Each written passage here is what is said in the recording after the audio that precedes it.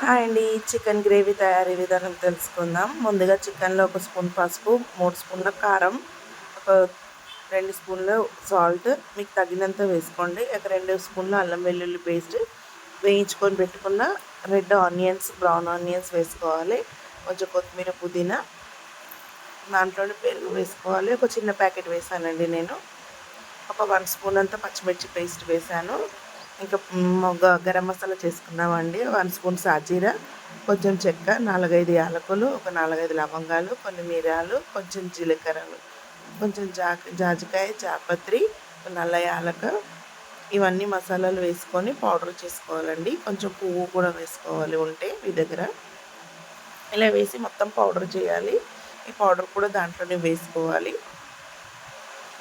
ఇలా వేసుకొని పేస్ట్ చేసుకోవాలండి. కొంచెం వేయించుకున్న ఆనియన్స్, కొంచెం టమాటా కూడా వేయించుకోవాలి. అది నేను చూపించలేదు, అది కూడా వేసుకోవాలి. కొంచెం కాజు వేసి మెత్తని పేస్ట్ చేసి అది కూడా దాంట్లోనే వేసుకోవాలి. దీంతో గ్రేవీ వస్తుందండి మంచిగా. ఇలా మొత్తం వేసి బాగా కలుపుకొని పక్కన పెట్టుకోవాలి ఒక 10-15 నిమిషాలు. తర్వాత ఒక బగోన్ పెట్టుకొని దాంట్లో ఆయిల్ వేసుకొని పచ్చిమిర్చి, ఉల్లిపాయ వేసుకొని కొంచెం వేగనివ్వాలి.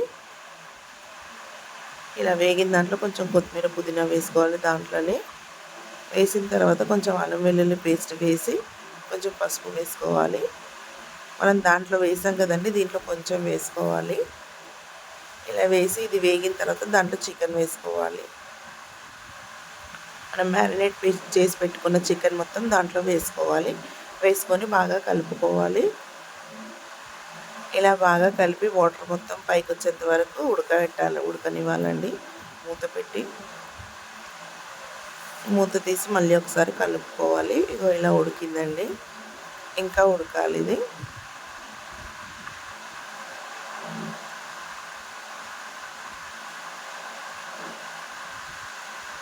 ఇలా ఉడికిన దాంట్లో మళ్ళీ కొంచెం గరం మసాలా, కొంచెం కొత్తిమీర, పుదీనా వేసుకొని ఇలా కలుపుకోవాలండి. దాంట్లోనే వాటర్ వచ్చిందే బాగా ఉడికిపోతుందండి. అదే వాటర్ మనకు సరిపోతుంది. ఇలా చికెన్ మొత్తం ఉడికేంత వరకు ఉడికించాలి. ఇంకా గ్రేవీతో మన ఇంటికి ఎవరు వచ్చినా కానీ ఇలా గ్రేవీ మసాలాలు ఏది వేయకుండా ఇలా ఆనియన్స్, టమాటా పేస్ట్ చేసి కొంచెం 4, 5 కాజు వేసామంటే మంచిగా గ్రేవీ వస్తుందండి. సూపర్ టేస్టీగా చికెన్ తయారైపోతుంది. మీరు కూడా ట్రై చేయండి. నచ్చితే లైక్ చేయండి, షేర్ చేయండి, సబ్స్క్రైబ్ చేసుకోండి. నా ఛానల్ ఫస్ట్ టైం ఎవరైనా చూస్తున్నట్టయితే మీకు ఇంకిన్ని వంటకాలు ఏమైనా కావాలంటే నాకు కామెంట్లో చెప్పండి. Thanks for watching.